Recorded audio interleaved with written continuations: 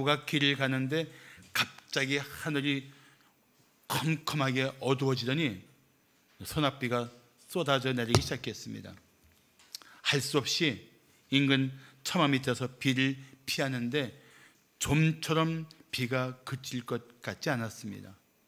한 친구가 중얼거렸습니다. 대체 이 비가 언제 그쳐?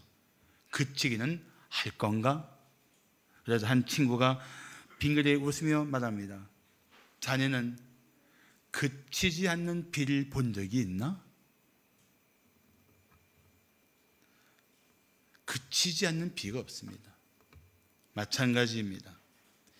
때로는 시련이 끝이 없는 것 같지만 끝이 없는 시련은 결코 없습니다. 믿습니까? 그런데 그리스도인들에게는 십자가의 보혈로 하나님의 자녀가 된 우리들에게는 더 놀라운 은혜가 있습니다. 시련의 끝에, 이 시련의 끝자락에 하나님께서 예비하신 은혜가 있다는 것입니다. 반드시 있어요. 그것은 우리가 겪었던 시련과 비교할 수 없이 크고 풍성한 은혜라고 믿습니다. 그래서 성도는 시련 중에도 소망을 노래할 수 있는 것입니다. 시편 91편을 기록한 시인은 그가 겪고 있는 숱한 재앙과 환난 속에서 오직 전능하신 하나님만 바라보고 찬양하고 있습니다. 평탄할 때 경험하지 못한 하나님을 만난 사람은 전심으로 하나님을 찬양하게 됩니다. 재앙에서 건져주신 하나님을 경험한 성도는 더욱 하나님을 사랑하게 됩니다. 우리가 겪는 모든 시련과 고난은 전능하신 하나님을 만날 수 있는 특별한 기회가 됩니다. 그래서 성경에는 고난의 밤에 하나님을 찬양하는 성도들의 이야기가 가득합니다. 환난의 계곡에서 건져주시는 하나님을 경험한 성도들의 노래가 끊이지 않습니다. 그래서 고난 중에 더 믿음은 깊어지고 하나님과 관계는 더 밀착되게 됩니다. 미국의 찰스 스탠리 목사는 이런 말을 했습니다. 우리가 어둠의 깊은 골짜기를 지날 때 비로소 신앙의 본질을 발견하게 된다. 맞습니다. 오늘 우리가 함께 보았던 시편 91편은 환난의 밤을 지날 때 하나님을 신뢰한 성도의 노래입니다. 재앙의 두려움 속에서 오히려 하나님을 의지한 성도의 찬양입니다. 어쩌면 지금 오늘 살고 있는 우리들에게 필요한 믿음이라고 생각합니다. 자, 환난 중에 하나님을 신뢰하는 성도의 특징이 무엇입니까? 첫째, 환난 중에 하나님을 사랑합니다. 며칠 전에 여행업을 하는 성도에게 물었습니다. 요즘 많이 어려울 텐데 어떻게 지내시고 계십니까? 그러자 그 성도는 참 놀라운 대답을 했습니다. 목사님, 4개월째 매출은 0%이지만 하나님의 은혜로 채워지는 것은 100%입니다. 그 대답 듣고 제가 얼마나 감동했는지 모릅니다. 매출은 0%인데 그 텅 빈 삶에 하나님이 채우시는 은혜는 가득하다는 것입니다. 그것은 정말 하나님을 사랑하고 하나님을 의지하는 성도만이 할 수 있는 고백인 것입니다. 하나님은 어떤 상황과 조건 속에서도 당신을 사랑하십니다. 변함없이 사랑하십니다. 그렇기 때문에 우리도 어떤 환난과 역경 속에서 하나님을 더 사랑해야 합니다.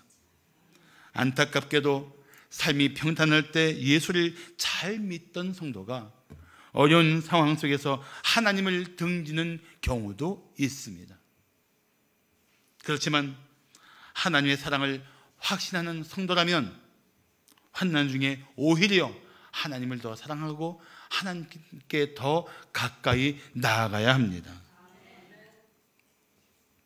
그래서 묻고 싶은 것이, 환난이 당신을 하나님에게서 멀어지게 합니까? 아니면 환난을 통해 하나님께 당신이 더 가까워지고 있습니까? 한번 마음으로 대답해 보세요. 지금 나의 삶에 나타난 이 어려움이 나로 하여금 하나님에게서 멀어지게 하는가? 오히려 이 환난과 시련 속에 내가 하나님께 더 가까이, 정말 하나님밖에 소망이 없음을 알고 하나님밖에 도움이 없음을 알고 하나님께 온몸 던져 가까이 나아가고 있는가? 한번 마음으로 대답해 보세요. 오늘 14절을 말씀하기를, 하나님이 이르시되 그가 나를 사랑한 즉 내가 그를 건지리라고 말씀하고 있습니다. 그런데 이 14절에 사랑한 즉, 사랑하다라는 단어는 좀 주목할 단어입니다. 구약은 히브리어로 기록되어 있는데 신약의 헬라어의 아가페라는 단어와 같은 단어가 있습니다. 사랑이라는 단어 중에 헤세드라는 단어가 있어요. 헤세드. 그런데 이 14절에 사랑하다는 단어는 헤세드가 아니고 하샤크라는 단어입니다. 하샤크. 이 하샤크라는 단어는 너무 사랑해서, 너무나 사랑하기 때문에 그분 가까이에 머물고 싶은, 그래서 밀착한 사랑, 이 밀착한 사랑을 말합니다. 우리 부부들도 다 너무 사랑해서 한시도 떨어지고 싶지 않아서 죽기 살기로 붙어 있고 싶어서 결혼하지 않았습니까? 아닌가 보죠? 그래서 결혼했단 말이죠. 하샤크는 그런 사랑입니다. 그래서 이 하나님을 사랑하는 이 하샤크라는 사랑은 어려울 때일수록, 힘겨울수록 하나님께 더 가까이 나가는 그런 사랑의 모습입니다. 그 모습 속에서 이런 고백이 있는 거예요. 하나님, 지금은 심히 고통스러운 상황이지만 나는 여전히 하나님을 사랑하고 하나님께 더 가까이 다가갑니다. 그게 하샤크예요. 하샤크. 히스기야 왕도 죽을 병에 걸렸었지만 하나님의 전적인 은혜로 살아났습니다. 그때 그는 하나님을 찬양합니다. 이사야 38장 17절을 보시면, 보옵소서 내게 큰 고통을 더하신 것은 내게 평안을 주려 하심이라. 주께서 내 영혼을 사랑하사 멸망의 구덩이에서 건지셨고 내 모든 죄를 주의 등 뒤에 던지셨나이다. 이때 사랑하사, 내 영혼을 사랑하신 하나님, 그 사랑하사가 하샤크예요. 어떤 사랑입니까? 멸망의 구덩이에 있는 히스기야를 사랑하셔서 그의 삶의 자리에, 그 멸망의 구덩이 속에 찾아오시고 다가와 주시고 밀착해 주신 사랑을 말하는 겁니다. 엄격히 말하면 내가 하나님께 다가가는 것 같지만 사실 누가 더 내 고난의 자리에 가까이 다가오고 계십니까? 하나님이십니다. 하나님이십니다. 탕자는 지쳐서 힘없이 걷고 있는데 그 탕자를 향해서 성경에는 아버지가 달려갔다고 말하고 있습니다. 그러니까 우리가 하나님께 다가가는 것 같은데 엄격히 말하면 하나님께서 나에게 다가오셔서 그 사랑의 품에 나를 품어주시는 것, 우리는 그 관계 속에 있는 줄을 믿어야 합니다.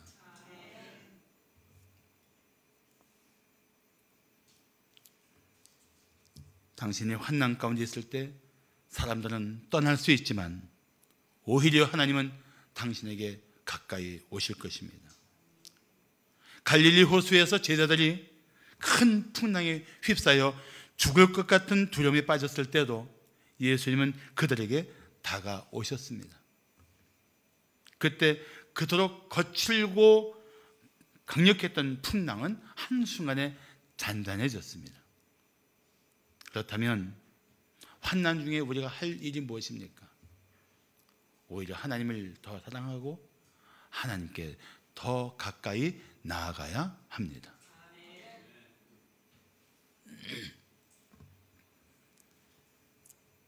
자, 14절을 보십시오. 하나님이 뭐라고 약속하셨습니까? 하나님이 이르시되 그가 나를 사랑한즉 어떻게 약속하셨어요?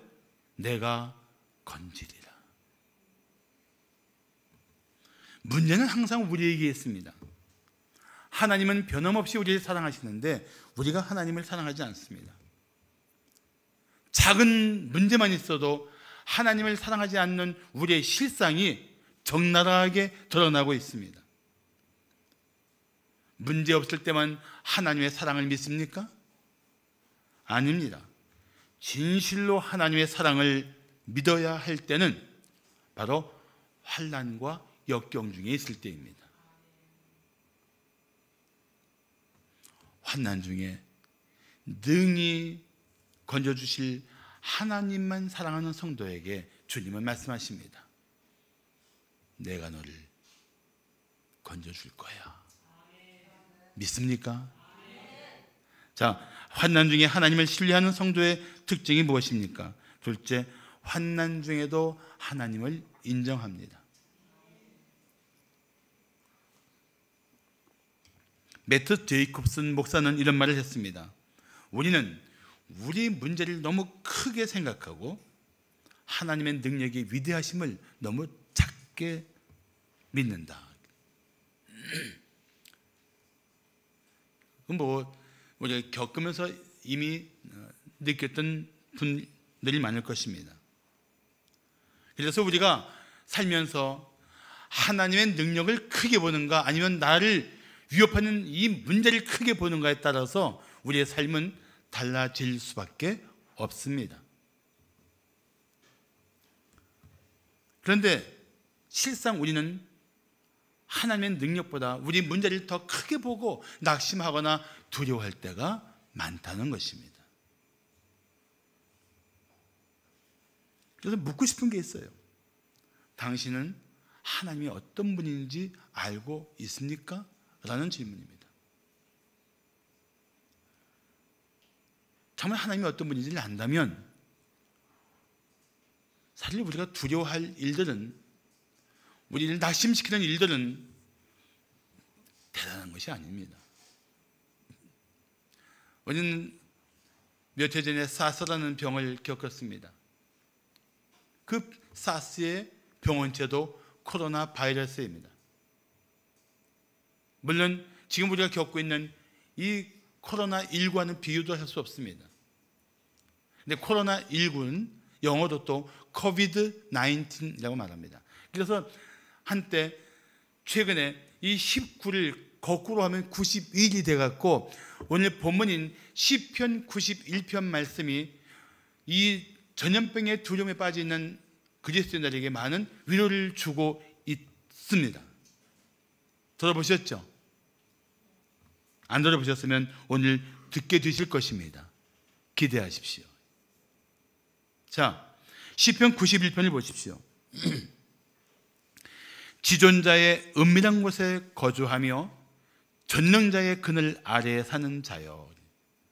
시인은 하나님을 뭐라고 고백하고 있습니까? 지존자, 전능자. 자, 어떤 뜻입니까? 지존하신 하나님, 지극히 존귀하신 하나님, 전능하신 하나님. 그런데 우리가 그 지존하신 하나님의 은밀한 곳에 있고 전능하신 하나님의 그늘 아래에 있다는 것은 무슨 의미입니까? 하나님의 보호 안에 있다는 것입니다. 하나님의 품 안에 있다는 거예요.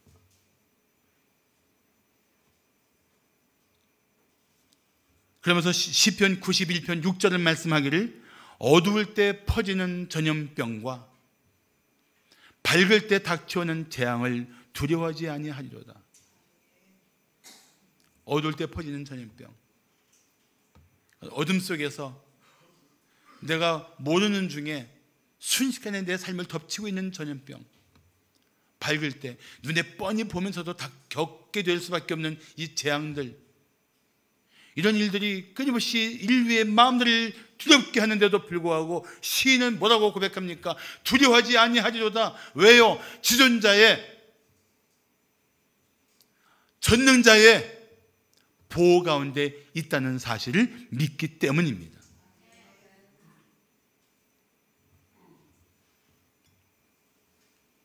그래서 지존하신 하나님을 알고 전능하신 하나님을 믿는다면 우리는 어떤 전염병과 재앙 중에서도 하나님을 바라보고 두려움을 이겨내야 합니다. 자, 오늘 14절을 보시면 그가 내 이름을 안즉 내가 그를 높이리라고 말씀하십니다. 여기 안다는 단어가 또 주목할 단어예요. 이 히브리어에는 안다 하는 단어를 쓰는 중에 야다라는 단어가 있어요. 야다가 안다예요. 그러니까 야다가 안다니까 합쳐서 읽으면 어떻게 됩니까? 야, 다 안다. 야다가 무슨 뜻이라고요? 안다. 이 야다는 사실 성경에서 쓰는 이 야다는 부부관계를 할 때도 쓰는 단어이기도 해요. 그만큼 밀착해서 사랑하는 걸 알고 전 존재를 서로 오픈한 상태 속에서 내가 나를 알고 내가 너를 아는 그러한 하나된 알을 말할 때 이 야다라는 단어를 씁니다. 하나님을 머리로 하는 게 아니에요. 경험된 하나님, 내 전 인격이 깨닫게 된 하나님, 내 전 존재가 이해하게 된 하나님, 그때 이 단어를 쓰는 거예요. 야다. 하나님이 어떤 분이신 줄 알면 우리가 겪는 이 모든 문제들은 하나님의 능하신 손 아래에서 실상은 아무것도 아닌 거예요. 그 하나님을 알면 우리는 저절로 하나님을 인정하지 않을 수가 없습니다. 하나님이 하실 수 있습니다. 하나님만이 나의 도움이십니다. 하나님만이 나의 구원이십니다. 고백하게 된단 말이죠.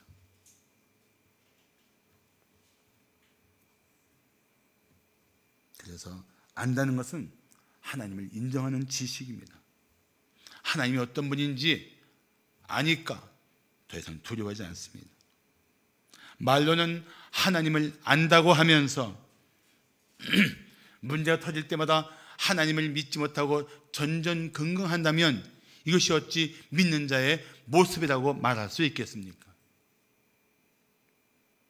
그런 모습을 보면서 아마 하나님은 말씀하실 거예요. 정말 내가 나를 안다면 왜 두려워하느냐? 또 이렇게 말씀하실 것입니다. 내가 나를 신뢰한다면 왜 염려하느냐?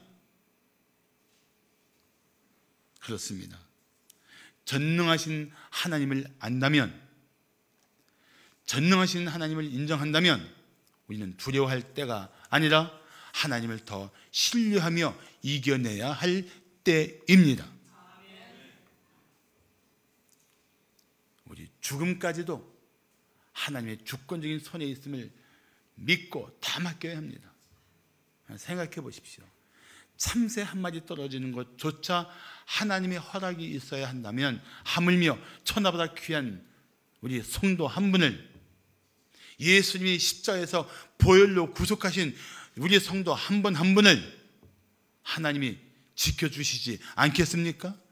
그 하나님을 안다면, 그 하나님을 인정한다면 두려워할 것이 아니고 하나님께 믿고 하나님이 기뻐하시는 삶을 날마다 살아가야 할 것입니다. 그래서 시편 91편 2절을 말씀하기를 나는 여호와를 향하여 말하기를 그는 나의 피난처요 나의 요새요 내가 의뢰하는 하나님이라고 말하게 되는 것입니다. 하나님을 알고 나니까, 하나님을 인정하니까 이 놀라운 고백이 가능해진 것입니다. 자, 다시 한번 따라해 보실까요? 그가 내 이름을 안즉 내가 그를 높이리라.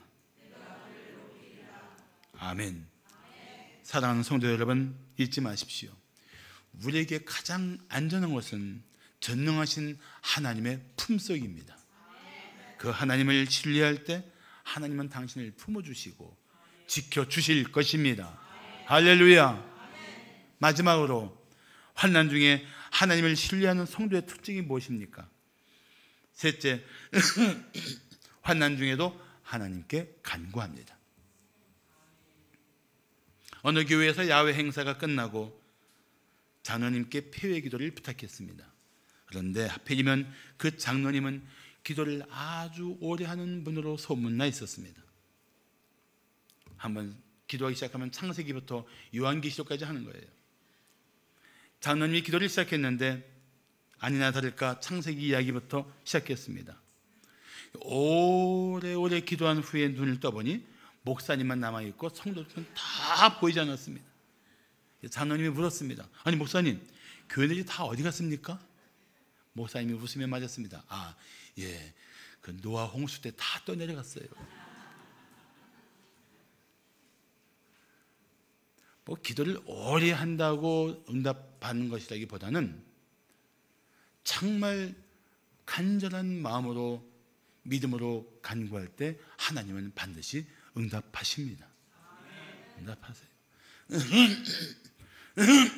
그 응답의 때와 방법은 하나님께 속한 것이니까 하나님께 맡기고 우리는 간구하면 돼요. 간구하면. 다니엘이 자신을 함정에 빠뜨리려는 대적들의 계획을 알고도 늘 하던 대로 예루살렘으로 향한 창문을 열고 하루에 3번씩 기도를 합니다. 자, 생각해 보십시오. 다니엘은 자기 기도하는 것이 노출되면 대적들에게 빌미를 주어 자기가 죽을 수 있다는 사실을 압니다. 그러니까 그날만큼은 좀 창문을 닫고 기도했으면 좋겠는데 창문을 열고 기도한단 말이죠. 기도하는 삶이 그 자신을 위험에 빠뜨릴 수 있다는 사실을 알았지만 동시에 기도해야만 이 대적들의 위험으로부터 건지시는 하나님의 은혜를 입을 것을 믿었단 말이죠. 선택의 문제예요. 내가 하나님을 경배하는 일 때문에 고난을 받을 것인가, 아니면 그렇더라도 내 경배하는 내 삶을 포기하지 않고 나를 능히 건지시는 하나님을 의지하여 살 것인가, 이건 성도로서의 결단의 문제란 말이죠. 그렇지 않습니까?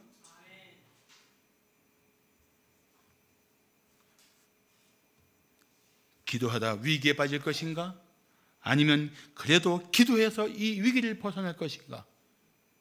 다니엘은 기도하기를 결단했습니다. 그리고 하나님의 건지심을 경험했습니다. 할렐루야. 그 믿음이 우리에게 필요한 거예요. 그 믿음을 가지고 살아야 돼요. 지금이 이 믿음이 필요할 때예요. 그래서 우리는 기도하면 응답하시는 하나님에 대한 절대 믿음을 가지고 지금 어느 때보다 깨어 기도해야 할 것입니다. 문제는 우리가 기도해야 할 때 정작 기도하지 않는 것입니다. 미국의 F.B. 마이어 여사는 이런 말을 했습니다. 인생의 가장 큰 비극은 응답 없는 기도가 아니라 아예 기도하지 않는 것이다. 사랑하는 성도 여러분, 우리가 하나님께 얼마나 놀라운 약속을 받았습니까? 기도해, 내가 응답할 거야. 이 약속 받았단 말이죠. 그래서 어느 분은 이 기도의 약속을 붙들고 이렇게 고백했습니다. 나는 하나님께 백지수표 받았다. 무엇이든지 기도하면 응답하신다는 백지수표 받았다는 거예요. 근데 백지수표 들고 하나님 10,000원 안 준다고 궁시렁거리면 그 얼마나 영적으로 가난한 모습입니까? 영적인 가난은 잘 이해해야 되는데, 사실 영적인 가난은 자기가 아무 의도 없고 오직 죄악뿐이라는 사실을 인정한 자를 말할 때 영적으로 가난한 자라고 말합니다. 제가 좀 전에 영적으로 가난한 자라는 것은 믿음이 빈약한 인생을 말하는 거니까 오해하지 마시기 바랍니다. 자, 그래서 주님의 약속을 붙들고 간구할 때는 기적도 일어나는 법입니다. 자, 15절을 보십시오. 그가 내게 간구하리니 내가 그에게 응답하리라. 주님은 약속하십니다. 간구한다는 단어는 아시는 것처럼 지속적으로 기도하는 것입니다. 자, 언제까지 기도해야 할까요? 하나님이 응답하실 때까지 기도해야 합니다. 하나님은 반드시 응답하십니다. 그리고 간구하는 성도가 믿음을 가지도록 도와주시고 그 응답을 깨닫도록 역사하십니다. 그러므로 기도할 때 혼잣말 하듯이 대충 기도하고 기도한 후에 발딱 일어나지 말고 그 기도한 자리에 가만히 머물러서 하나님의 세미한 음성이 들리는가, 내 마음을 어루만지시는 그분의 손길이 있는가, 좀 조용히 침묵 중에 하나님의 임재 앞에 머물러 있는 것도 나는 매우 중요하다고 생각합니다. 그런 기도가 필요합니다.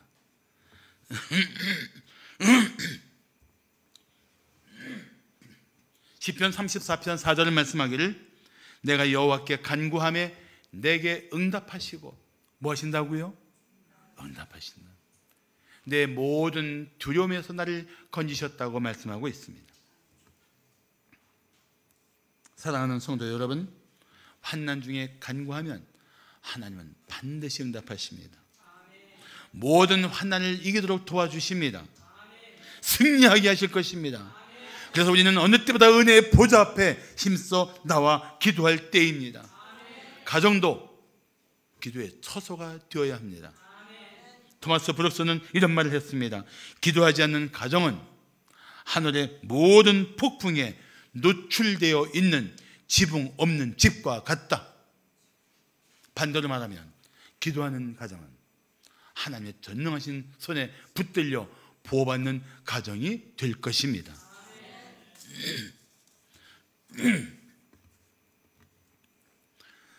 시편 91편에는 쭉 보다 보면 예수님이 미혹당할 때 들었던 말씀이 있습니다. 자, 시편 91편 12절을 보시면 그들이 손으로 너를 붙들어 발이 돌에 부딪히지 않게 할 것이라고 말하고 있습니다.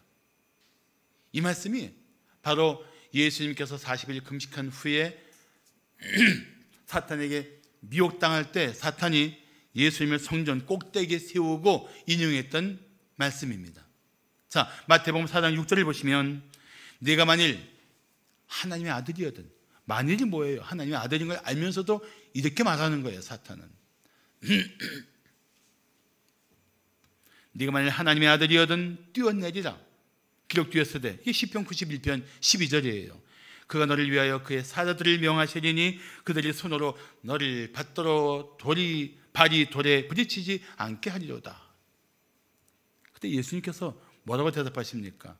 마태복음 4장 7절 보시면 또 기록되었으되, 그 말씀만 있는 게 아니다. 또 기록되었으되 주 너의 하나님을 시험하지 말라 하였느니라. 이게 무슨 뜻입니까? 하나님 말씀을 잘못 인용해서 제멋대로 행동하는 것은 하나님을 시험하는 것이라는 뜻입니다. 사탄이 하나님 말씀을 제멋대로 인용해서 예수님을 시험하니까 시험하지 말라는 것입니다. 하나님이 보호하실 것을 믿고 함부로 행동하는 것은 하나님을 시험하는 것입니다. 어떤 상황이든지 무조건 하나님이 나를 지켜주시겠다는 것은 잘못된 믿음입니다. 하나님이 나를 사랑하신다는 사실을 안다면, 그래서 내가 하나님을 사랑한다면 하나님을 사랑하는 사람들에게는 하나님 뜻을 따라 사는 삶이 더 강력해집니다. 그러니까 이 코로나 바이러스 시대에 하나님은 나를 지켜주실 거야 하고 무모할 정도로 마스크 안 쓰고 손 세척 안 하고 자신을 함부로 노출시키고 사는 것은 그건 잘못된 믿음이라는 것입니다. 이럴 때일수록 우리는 하나님을 사랑하는 성도답게 하나님 말씀을 따라 행하면서 자신과 이웃을 위해서 기본적인 방역에 최선을 다하는 것, 그래서 우리가 교회에 유익이 되고 우리가 교회의 새로운 메시지가 되고, 그래서 우리가 이웃들을 평안하게 해주는 그런 하나님의 교회, 하나님의 사람들로서 살아가야 할 것입니다. 그래서 어느 때보다 더 우리는 바른 믿음을 가지고 바른 삶을 살아가야 한다는 것입니다. 사랑하는 성도 여러분, 우리는 지금 전염병이 우리를 위협하는 시대에 살고 있습니다. 그런 가운데 경제적인 어려움이 우리를 낙심시킬 수 있는 그런 조건 속에 처해 있습니다. 이럴 때일수록 우리가 어떻게 살아야 될 것인가를 정해야 합니다. 나는 비록 이럴지라도 하나님을 더 사랑하겠습니다. 난 이럴지라도 나의 하나님을 알고 하나님을 인정하며 하나님께 맡기겠습니다. 난 이럴수록 믿음으로 간구하며 하나님의 은혜를 구하겠습니다. 이 결단이 오늘을 사는 우리들에게 필요한 결단이라는 것입니다. 자, 시편 91편은 특별히 오늘 봉독한 14절부터 16절은 하나님의 약속이 가득한 약속시라고도 합니다. 어떤 약속이었습니까? 다시 한번 보세요. 하나님은 사랑하는 성도를 건지십니다. 하나님을 아는 성도를 높여주십니다. 간구하는 성도에게 응답하십니다. 환난 당할 때 함께 하시며 성도를 영원롭게 하십니다. 성도를 장수하게 하시며 만족하게 하십니다. 성도에게 하나님의 구원을 보여주실 것입니다. 믿습니까? 사랑하는 성도 여러분, 하나님은 이 모든 약속을 반드시 지키실 것입니다. 이제 중요한 것은 당신이 지존하시며 전능하신 하나님을 얼마나 사랑하며 믿고 의지하는가 하는 것입니다. 진실로 하나님을 사랑하며 믿고 부르짖는다면 기대하십시오. 당신의 삶 속에서 하나님의 약속이 하나씩 하나씩 반드시 이루어질 것입니다. 기도하겠습니다.